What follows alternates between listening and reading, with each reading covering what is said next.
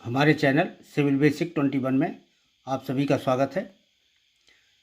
Strength of material का आज का टॉपिक है बेंडिंग स्ट्रेसेस। और इस बेंडिंग स्ट्रेसेस के क्रम में सबसे पहले सिंपल और प्योर बेंडिंग ये क्या होती है, इसका कंसेप्ट क्या है, किस तरह की बेंडिंग प्योर बेंडिंग के अंतर्गत आती है और कौन सी बेंडिंग प्योर बेंडिंग के अंतर्गत नहीं आती है। इस बात को समझने के लिए हम प्रारंभ करते हैं। कुछ केस हैं यहाँ पर, जैसे ये एक बीम थी, इसके ऊपर पॉइंट लोड लगा हुआ है। पॉइंट लोड के कारण इसमें डिफ्लेक्शन हुआ, तो ये डिफ्लेक्टेड बीम की पोजीशन है। दूसरी तरफ एक एग्जाम्पल है, ये बीम है, इसमें ये 2 पॉइंट लोड लगे हुए हैं, किनारे से बराबर दूरी पर हैं। तो इनका जो है शियर फोर्स डायग्राम इस प्रकार का बनता है और यहाँ पर ये बेंडिंग मोमेंट डायग्राम बनता है।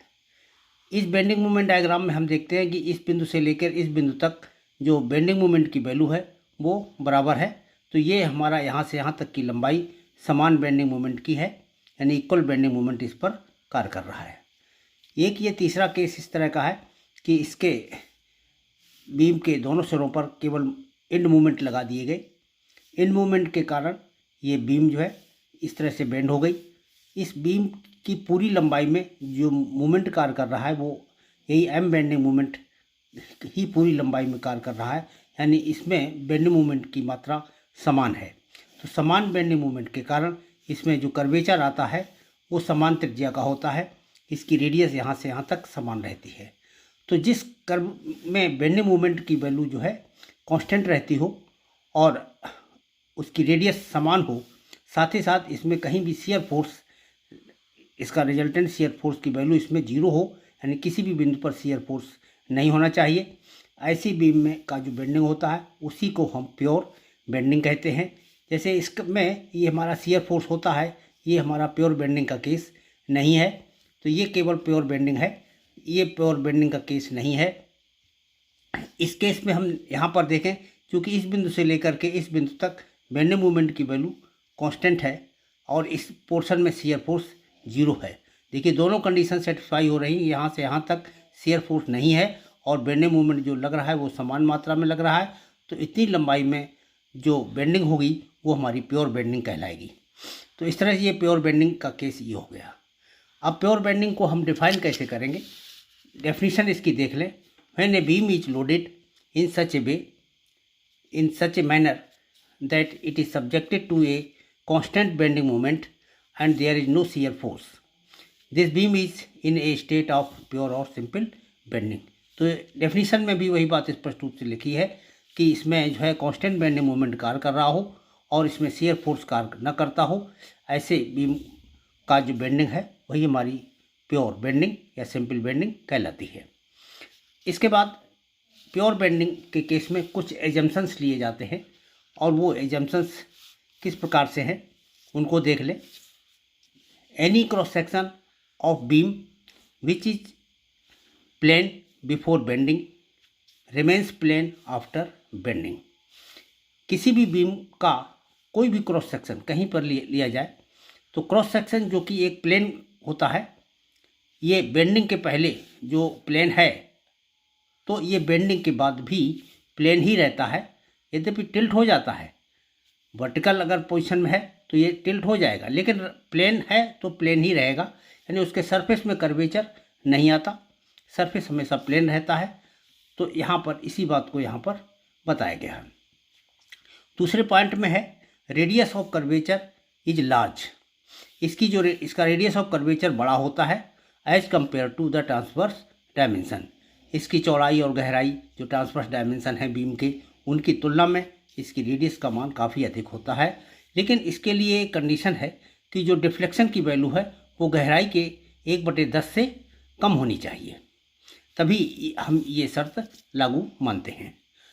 तीसरे पॉइंट में है every layer is free to expand और कॉन्टैक्ट इंडिपेंडेंटली, यानी बीम की जो प्रत्येक लेयर है वो एक्सपेंड कर सकती है, यानी इसकी लंबाई में वृद्धि हो सकती है, और कांटेक्ट कर सकती है, यानी इसकी लंबाई में कमी भी हो सकती है।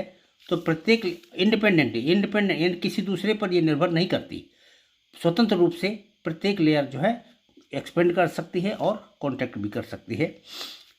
नेक्स्ट पॉइंट है beam material is homogeneous. Beam का जो पदार्थ होता है या मटेरियल होता है वो होमोजीनियस होता है और आइसोट्रोपिक भी होता है, यानी इसकी सामर्थ्य सभी दिशाओं में जो जो बेंडिंग स्ट्रेस की वैल्यू है प्रत्येक दिशा में इसकी सामर्थ्य इक्वल होती है, इसी को आइसोट्रोपिक बोलते हैं। तो इस तरह से beam material is homogeneous and isotropic और bending stress remains within elastic limit. और इसके केस में बेंडिंग स्ट्रेस की वैल्यू हमेशा इलास्टिक सीमा के अंतर्गत रहती है, ऐसा एजम्पशन लिया जाता है। और इसके बाद है E Young's modulus.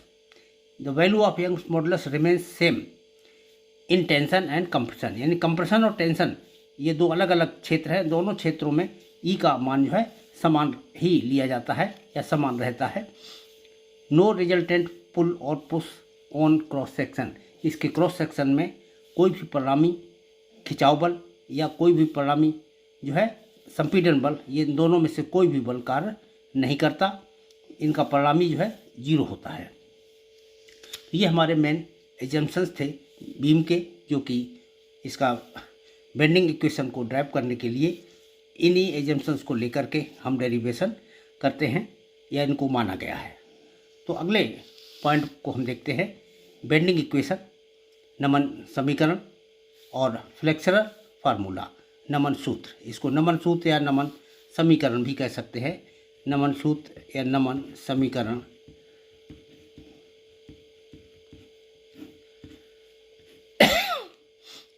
Bending equation का ये मतलब है और फ्लेक्सरल फार्मूला का मतलब नमन सूत्र है। तो इसके लिए हम देखते हैं, ये हमारे बीम का एक हिस्सा है। जब लोड नहीं लगा हुआ है तो बीम सीधी है और इसमें जो न्यूट्रल एक्सिस है ये इसके मिडिल में है, न्यूट्रल एक्सिस, इसको डॉटेड लाइन से दर्शाया हुआ है। इस बीम में हमने दो सेक्शन हमने एज्यूम कर लिए, ये एक सेक्शन ये ले लिया, एक सेक्शन ये ले लिया। इनके बीच जो है कि दूरी जो है हमने फिक्स कर दी और यहाँ पर न्यूट्रल एक्सिस से बाई दूरी पर नीचे की ओर एक फाइबर हमने कंसीडर किया, एक तंतु कंसीडर किया जो कि ए से लेकर के बी तक जाता है, यानी इसकी लंबाई ए से बी तक की है।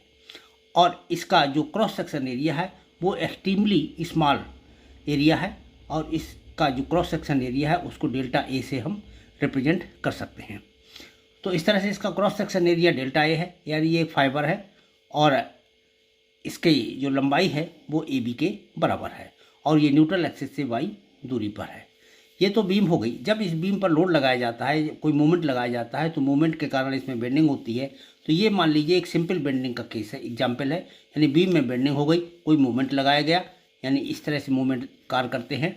जब ये मूवमेंट कार्य करेंगे तो इन्हीं मूवमेंट के परिणाम स्वरूप इसमें बेंडिंग होगी, बेंडिंग के फलस्वरूप इसमें रेडियस ऑफ कर्वेचर उत्पन्न हो जाएगा। तो जो न्यूट्रल एक्सिस है इसकी, तो न्यूट्रल एक्सिस की जो रेडियस ऑफ कर्वेचर है वो हमारी आर के बराबर है, यानी ये आर त्रिज्या के वक्र में हमारी बीम मुड़ जाती है। तो ये बीम का न्यूट्रल एक्सिस पर कर्वेचर जो है ये रेडियस आर के बराबर है, रेडियस ऑफ कर्वेचर। अब इसमें जब ये बीम हमारी बेंड होती है तो बेंड होते समय ये हम यहाँ पर फिगर्स के से देख सकते हैं कि इसके निचले जो तंतु होते हैं, न्यूट्रल एक्सिस के नीचे के जो तंतु होते हैं, इनमें खिंचाव उत्पन्न होता है, यानी इनकी लंबाई में वृद्धि होती है। जैसे यहाँ पर जो ए बी हमारा तंतु था, इसकी लंबाई हमारी ए डैश बी डैश हो गई, यानी निश्चित रूप से चित्र देख करके हम कह सकते हैं कि ए डैश बी डैश की लंबाई ए बी से अधिक होगी। तो इसका मतलब ये हुआ कि इसके न्यूट्रल एक्सिस से नीचे के प्रत्येक रेशे में खिंचाव उत्पन्न होता है, यानी तनन उत्पन्न होता है, और न्यूट्रल एक्सिस के ऊपर प्रत्येक तंतु में संपीड़न उत्पन्न होता है, जिससे के कारण प्रत्येक रेशे की लंबाई कम होती चली जाती है। और ये कमी जो है जैसे जैसे हम न्यूट्रल एक्सिस से दूर चले जाते हैं, बढ़ते जाते हैं, ये कमी अधिक होती जाती है, वृद्धि अधिक होती जाती है, इधर कमी अधिक होती जाती है। तो इस तरह से इसमें विकृति भी जो है उसी हिसाब से बढ़ती जाएगी, प्रतिबल भी उसी हिसाब से बढ़ता चला जाएगा। तो प्रतिबल हमारा उदासीन अक्ष पर जीरो होता है, ऊपर की ओर बढ़ता है। जैसे कि हम इस चित्र में देख सकते हैं, ये हमारा न्यूट्रल एक्सिस का पॉइंट है। न्यूट्रल एक्सिस से ऊपर हम जैसे बढ़ते हैं, इन रेसों में जो प्रतिबल की मात्रा है वो धीरे धीरे बढ़ती चली जाती है। तो ये प्रतिबल यहाँ पर कम है, यहाँ और ज़्यादा हो गया, फिर ये ज़्यादा हो गया, और सबसे ऊपर वाले रेशे में जो प्रतिबल है ये सबसे अधिक होता है। इसी तरीके से सबसे नीचे वाले रेशे में जो तनन प्रतिबल है ये अधिक होता है, ऊपर वाले में संपीड़न प्रतिबल अधिक होता है। तो इस तरह से प्रतिबल हमारा दूरी के साथ साथ बढ़ता चला जाता है। तो ये नमन बेंडिंग के साथ साथ ये घटना घटती है। अब इसी स्थिति में, इसकी झुकी हुई स्थिति में ही हमने इसी रेशे को जो कंसीडर किया है उसकी ये नई पोजीशन हमारी ए डैश बी डैश के बराबर हो गई।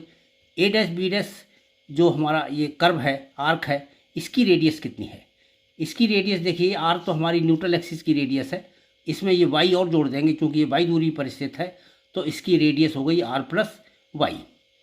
तो ए डैश बी डैश की रेडियस हमारी आर प्लस वाई हो गई।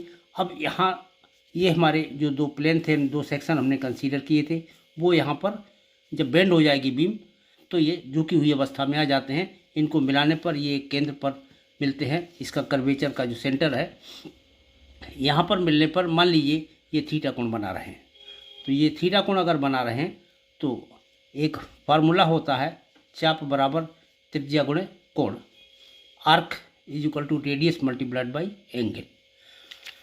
इस प्रकार हम इन दोनों चित्रों को कंपेयर करके देखते हैं कि जो फाइबर ए बी लंबाई का था वो बेंड होने पर ए डैश बी डैश लंबाई के बराबर हो गया।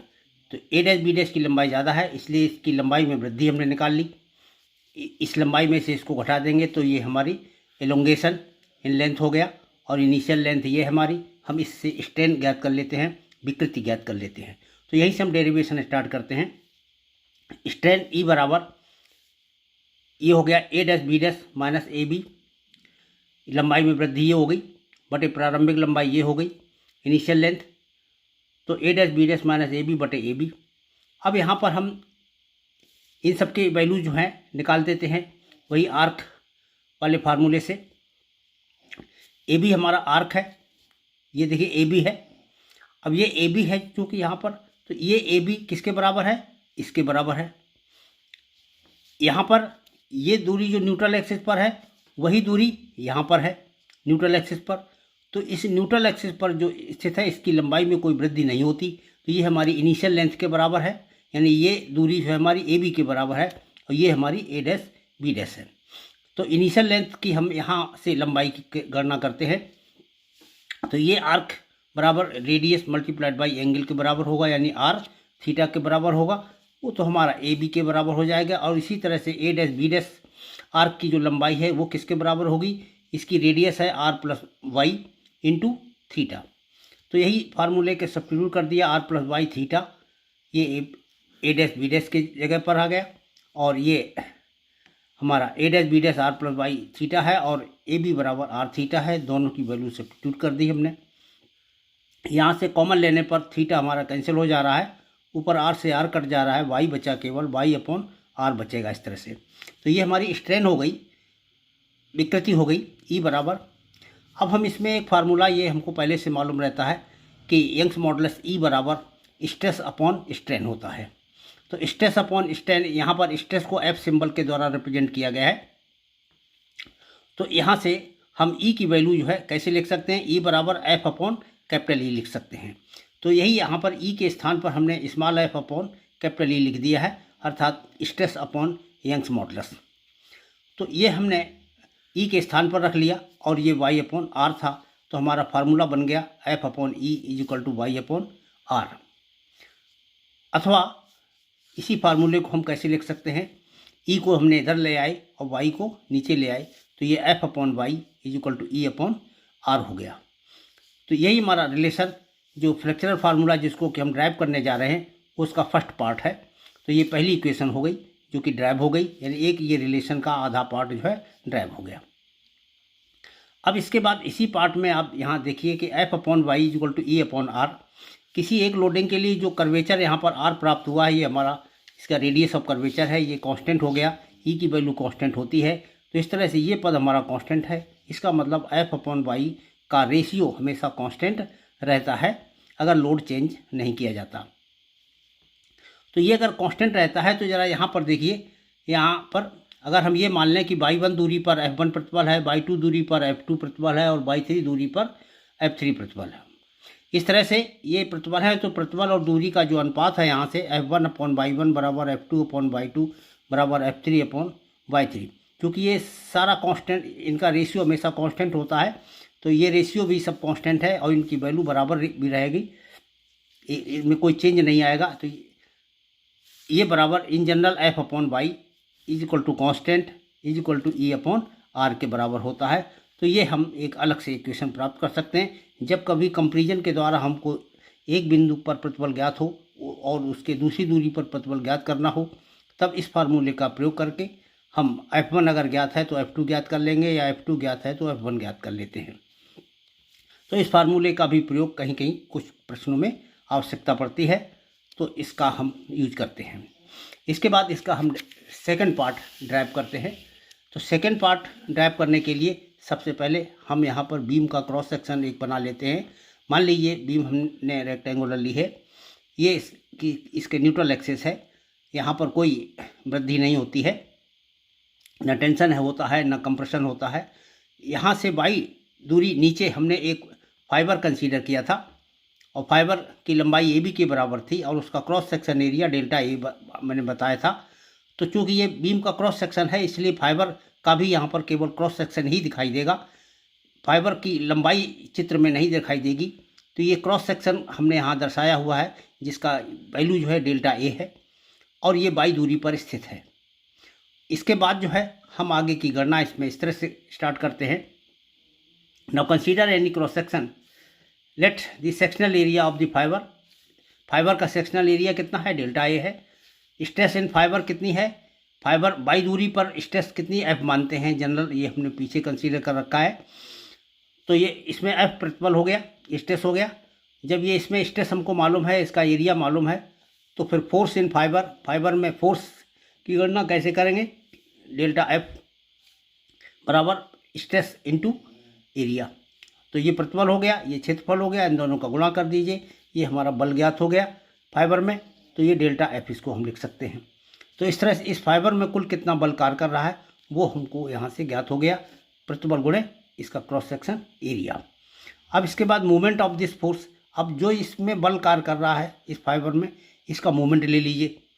इसका मूवमेंट जब हम लेंगे, movement of this force about neutral axis, इसके मूवमेंट को डेल्टा M के द्वारा रिप्रेजेंट कर रहे हैं। ये बराबर होगा बल गुणे दूरी, यानी इसमें जो बल डेल्टा F है वो गुणे दूरी बाई, इसका गुणा कर दीजिए, तो ये इसका मूवमेंट हो गया। फिर हमने डेल्टा F की वैल्यू जो ऊपर निकाली ये इसमें रख दी, तो ये F into delta A into Y, तो इस तरह से डेल्टा M बराबर ये पद आ गया। तो जब डेल्टा M ज्ञात हो गया, इसका मतलब ये है कि इस फाइबर में लगने वाले बल का न्यूट्रल एक्सिस के परितः आघूर्ण हो गया ये, यानी ये movement about neutral axis of the force acting in this fibre. तो ये हमारा डेल्टा M हो गया। अब इसी तरह से हम, चूँकि ये हमारी पूरी बॉडी एक ही इसी तरह के असंख्य रेशों से मिलकर के बनी हुई है, प्रत्येक रेशे में हम इसी तरह से बल ज्ञात करेंगे और उनका मूवमेंट लेंगे, फिर उन सभी मूवमेंट को जोड़ देंगे और जोड़ देंगे तो जो उनका जोड़ होगा वही हमारा पूरे क्रॉस सेक्शन एरिया पर कार्य करने वाला मूवमेंट ज्ञात हो जाएगा। तो वही है total movement on the whole sectional area of the beam, यानी बीम के होल सेक्शन एरिया पर जो टोटल मूवमेंट निकाला जाएगा वो क्या होगा, इसी डेल्टा M का हम समाकलन कर देंगे तो भी ज्ञात हो जाएगा, यानी समेशन करें या इसका इंटीग्रल कर दें। तो ये इंटीग्रल कर दिया यहाँ पर, तो इंटीग्रल करने से M बराबर इंटीग्रल डेल्टा M, अब डेल्टा M की वैल्यू जो हमने यहाँ पर ली है वही सब्स्टिट्यूट कर दी, इसका इंटीग्रल हो गया। अब केवल इसको आगे सॉल्व करते आना है। इस फार्मूले में F आया हुआ है, F की वैल्यू हमने नमन फार्मूले का जो फर्स्ट पार्ट इक्वेशन 1 ड्राइव किया है, तो इक्वेशन 1 की सहायता से हमको ये मालूम है, यहाँ पर देख लें इक्वेशन 1 में हमने ये लिखा है F/y इक्वल टू E/r, ये फार्मूला ड्राइव कर चुके हैं हम। यहाँ से F की वैल्यू निकाल लेते हैं, तो यहाँ से F बराबर हो जाएगा E/r इंटू वाई। तो ये F की वैल्यू हम इसी समीकरण में सब्स्टिट्यूट कर देते हैं, तो F की वैल्यू जब हम ये वाली सब्स्टिट्यूट करेंगे तो यहाँ आ जाएगा E/r इंटू वाई, तो E/r into Y into delta A into Y. तो यहाँ पर ये ज्ञात हो गया। अब इसके बाद इसमें से जो कांस्टेंट क्वांटिटीज हैं उनको बाहर निकाल लिया इंटीग्रल के चिन्ह के पहले, E/R बाहर कर लिया, और समाकलन के अंदर, इंटीग्रेशन के अंदर जो है डेल्टा ए बच गया, और ये y इंटू वाई यानी y का स्क्वायर बच गया। अब जब ये y का स्क्वायर ज्ञात हो गया तो यहाँ पर देखिए इस पद का अर्थ क्या है। बट वी नो, हम जानते हैं कि integral delta A into Y square, इसका अर्थ क्या है। This is the second moment of area, this is the second moment of area, यानी यहाँ पर एरिया का अगर केवल मोमेंट लेना होता है तो केवल वाई का गुणा करते हैं तो वो एरिया का फर्स्ट मोमेंट कहलाता है, और यहाँ पर जब वाई के स्क्वायर का गुणा करते हैं तब इसको कहते हैं ये सेकेंड मोमेंट ऑफ एरिया। और जो वाई का जो एरिया का सेकेंड मोमेंट होता है इसी को हम मोमेंट ऑफ इनर्शिया भी कहते हैं। तो इसी का दूसरा नाम जो है मोमेंट ऑफ इनर्शिया है। तो मोमेंट ऑफ इनर्शिया के लिए हम या तो केवल मोमेंट ऑफ इनर्शिया कहें अथवा उसके स्थान पर हम सेकेंड मोमेंट ऑफ एरिया भी लिख सकते हैं। इन दोनों का एक ही अर्थ होता है। तो इस तरह से ये मोमेंट ऑफ इनर्शिया हो गया, यानी ये क्वांटिटी जो है पूरे सेक्शन का जो है मोमेंट ऑफ इनर्शिया को रिप्रेजेंट करता है। इसलिए हम लिख सकते हैं integral delta A into Y square is equal to moment of inertia, जिसको कि आई सिंबल के द्वारा रिप्रेजेंट किया जाता है। तो यहाँ हम ऊपर वाले फार्मूले में यहाँ पर जो ये फार्मूला लिखा था पद लिखा था integral delta A into Y square, इसके स्थान पर आई लिख देंगे। तो जब हम इसके स्थान पर आई लिखेंगे तो यहाँ से देखिए m बराबर ये आया था, तो m बराबर E/R इंटू आई, हमारे पास ये फार्मूला बन गया। अब जब ये फार्मूला बन गया m बराबर E/R इंटू आई, अब इसी में देख लीजिए i को हम यहाँ पर नीचे ले आते हैं तो ये m/i इक्वल टू E/R, इस तरह से भी हम लिख सकते हैं। और यही हमारा फ्लेक्चरल फार्मूला का सेकंड पार्ट है। तो ये दूसरा भाग यानी इक्वेशन नंबर 2 प्राप्त हो गई। इस तरह से हमको 2 इक्वेशन प्राप्त हुई हैं combining the equation 1 and 2। Equation 1 में क्या था, अभी मैंने बताया था कि इक्वेशन 1 में जो है f/y इक्वल टू E/R था, f/y बराबर E/R था, और यहाँ से m/i बराबर E/R है। तो दोनों में एक साइड हमारी कॉमन है E/R, वहाँ पर भी E/R है। एक में है f/y बराबर E/R और दूसरे में m/i बराबर E/R। तो दोनों को जब हम कंबाइन करेंगे तो इस तरह से लिख सकते हैं कि m/i बराबर f/y बराबर E/R। इस तरह से ये जो इक्वेशन हमको प्राप्त होती है यही हमारा फ्लेक्चरल फार्मूला है। इसको नमन सूत्र कहते हैं या नमन समीकरण भी कहते हैं। तो बेंडिंग इक्वेशन भी यही कहलाती है, बेंडिंग इक्वेशन या फ्लेक्चरल फार्मूला, इधर हिंदी में नमन सूत्र या नमन समीकरण। तो ये फार्मूला यहाँ से ड्राइव हो गया। अब इसके बाद जो है आता है सेक्शन मॉडुलस, जिसे कि आकृति मापांक कहा जाता है। इसको आकृति मापांक को जेड अक्षर से रिप्रेजेंट करते हैं, और ये by definition moment of inertia और रिमोटेस्ट फाइबर की डिस्टेंस कहाँ से, न्यूट्रल एक्सिस से, दूरी यानी वाई के अनुपात के बराबर होता है। अब यहाँ पर इसका ज़रा मतलब समझ लें, हम यहाँ फिगर से बता दे रहे हैं। ये मान लीजिए हमने सिंपली एक रेक्टेंगुलर सेक्शन ले लिया, ये इसका न्यूट्रल एक्सिस है मान लीजिए। तो न्यूट्रल एक्सिस ये है, तो आई तो इसका निकाल ही लिया जाएगा BD³/12 से। ये अगर भुजा B है, ये भुजा D है, तो BD³/12 से इसके अबाउट जो है न्यूट्रल एक्सिस के अबाउट अगर मोमेंट ऑफ इनर्शिया ज्ञात करें तो BD³/12 हो जाएगा। तो आई तो इस तरह से निकल आएगा। वाई की वैल्यू क्या होगी, बस केवल यही यहाँ समझना है। न्यूट्रल एक्सिस से किसी भी एक दिशा में अधिकतम दूरी पर स्थित तंतु की दूरी यही वाई कहलाती है। यानी सबसे किनारे स्थित जो रेशा होगा, फाइबर होगा, वो न्यूट्रल एक्सिस से कितनी दूरी पर है, इसी को हम वाई कहते हैं। तो यहाँ पर अच्छा, अगर ये अनसिमेट्रिक सेक्शन है तो ये दूरी और ये दूरी अलग अलग भी हो सकती है। उस केस में 2 अलग अलग फार्मूले निकालेंगे, वो हम आगे बताएंगे। यहाँ पर हमने दोनों दूरियाँ ये बराबर मान करके, ये वाई, ये भी वाई है, ये भी वाई है, तो ये हमको यहाँ फार्मूले में रखना पड़ता है। तो इस तरह से ये जेड बराबर I/y ये अधिकतम दूरी होती है न्यूट्रल एक्सिस से। इसके अनुपात के ही बराबर ये जेड होता है, यानी सेक्शन मॉडुलस होता है। इसी को आकृति मापांक कहते हैं। अब हम देखिए पीछे जो फार्मूला टाइप किया था उसमें m/i इक्वल टू f/y पीछे ड्राइव किए थे।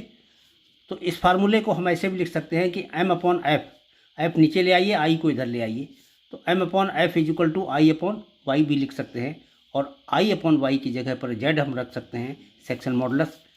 जब ये z हो गया तो ये बन गया m/f बराबर z, या m बराबर f इंटू z। एक हमारी ये समीकरण भी हम इस रूप में भी प्रयोग कर सकते हैं, हालांकि ये भी फ्लेक्चर फार्मूला से ही प्राप्त हुई है, लेकिन यहाँ पर एक I और y/y का रेशियो को आकृति मापांक z के पदों में व्यक्त कर लिया गया है।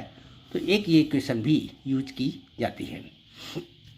इसके बाद moment of resistance of a beam, ये क्या होता है? मोमेंट ऑफ रेजिस्टेंस देखिए, इसी इक्वेशन का अगर हम यहाँ प्रयोग करें, इस इक्वेशन में ये z सेक्शन के बराबर पर डिपेंड करता है, इसके क्रॉस सेक्शन एरिया पर डिपेंड करता है, और ये किसी भी बीम के लिए कांस्टेंट क्वांटिटी होती है। अब बीम का जो मटेरियल होता है, उस मटेरियल की जो अधिकतम सामर्थ्य, अगर उसमें इतना मोमेंट लगा दिया जाए कि इसमें जो ये प्रतिबल उत्पन्न हुआ है ये उस पदार्थ की अधिकतम सामर्थ्य के बराबर हो, तो अगर अधिकतम सामर्थ्य के बराबर प्रतिबल उत्पन्न करा दिया गया है, उस समय लगाया गया जो मोमेंट होता है वो इसकी मोमेंट ऑफ रेजिस्टेंस कहलाता है, यानी प्रतिरोधी आघूर्ण कहलाता है ये। तो मोमेंट ऑफ रेजिस्टेंस इसको mr सिंबल से रिप्रेजेंट करते हैं। जब इसको हम mr लिखेंगे तब यहाँ पर f मैक्सिमम लिखा जाएगा।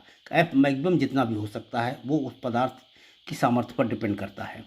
तो mr equal to f maximum into Z के रूप में फार्मूला प्रयोग करेंगे, तब ये हमारा mr कहलाएगा।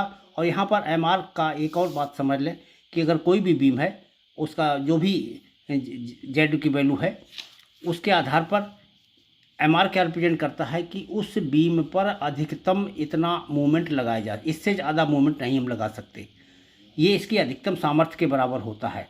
और वास्तव में लगाया गया मोमेंट हमारा इससे कम भी हो सकता है और इससे ज़्यादा भी हो सकता है। तो ये तो हम चेक करने पर पता चलता है कि जो मोमेंट लगाया गया है वो उसके mr से कम है या ज़्यादा है। तो यहाँ पर दो अलग अलग चीज़ें हैं। यहाँ पर जो ये फार्मूला है, यहाँ पर m बराबर f z, इसमें ये लगाया गया मोमेंट है और ये उत्पन्न प्रतिबल है मटेरियल में, और ये हमारा z हो गया। अब ये एक दूसरी बीम का क्रॉस सेक्शन लेते हैं। इसमें बीम का जो क्रॉस सेक्शन जो है सिमेट्रिक नहीं है, ऊपर इसकी चौड़ाई कम है, नीचे चौड़ाई ज़्यादा है। तो इसका न्यूट्रल एक्सिस भी इसके मिडिल पॉइंट से थोड़ा नीचे हट करके होगा। तो ये न्यूट्रल एक्सिस हो गया। न्यूट्रल एक्सिस से कंप्रेशन जोन में जो y की वैल्यू होगी ये yc से रिप्रेजेंट की जाएगी। ये टेंशन जोन में जो दूरी होगी yt से रिप्रेजेंट की जाएगी। इसमें yc की वैल्यू ज़्यादा होगी और yt की वैल्यू कम होगी। तो इसी के आधार पर zc की वैल्यू सेक्शन मॉडुलस इन कंप्रेशन जो होगा, सेक्शन मॉडुलस इन कंप्रेशन, इसको zc से रिप्रेजेंट करेंगे। ये I/yc के द्वारा ज्ञात किया जाएगा। और इसी तरह से सेक्शन मॉडुलस इन टेंशन, ये जो है ZT होगा और इसको I/yt से ज्ञात किया जाएगा। यानी इसमें जो टेंशन जोन में ज्ञात करना है तो इस दूरी का भाग लगाएंगे, कंप्रेशन में ज्ञात करना है तो इस दूरी का भाग लगाएंगे। तो इससे जो हमारे सेक्शन मॉडुलस ज्ञात होंगे वो दोनों अलग अलग होंगे, ये yc होगा, ये yt होगा। तो ये इन दोनों फार्मूला का प्रयोग किया। एक और फार्मूला होता है इसमें फ्रैक्चरल रिजिडिटी, इसको नमन दृढ़ता कहते हैं। नमन दृढ़ता ये हमारा E और I का किसी भी सेक्शन का जो मटेरियल है उसका यंग मॉडुलस और उसका क्रॉस सेक्शन का मोमेंट ऑफ इनर्शिया, इन दोनों का प्रोडक्ट फ्लेक्सरल रिजिडिटी कहलाता है। इसको नमन दृढ़ता कहते हैं। बस यही एक पद ज्ञात रखें कि जब नमन दृढ़ता अगर ज्ञात करवाई जाए तो इसका मतलब है कि ये E/I का प्रोडक्ट आपको निकाल करके बताना है। अब फार्मूले के अनुसार देख लीजिए, m/I बराबर E/R होता है और इस फार्मूले में m बराबर हम लिख सकते हैं E/I/R, E/I/R। तो EI का प्रोडक्ट हमारा फ्लेक्चरल रिजिडिटी हो गया और ये हमारा रेडियस ऑफ कर्वेचर है। तो फ्लेक्चरल रिजिडिटी बटे रेडियस ऑफ कर्वेचर, इसका रेशियो के बराबर ही m होता है। एक फार्मूला ये भी प्राप्त हो जाता है।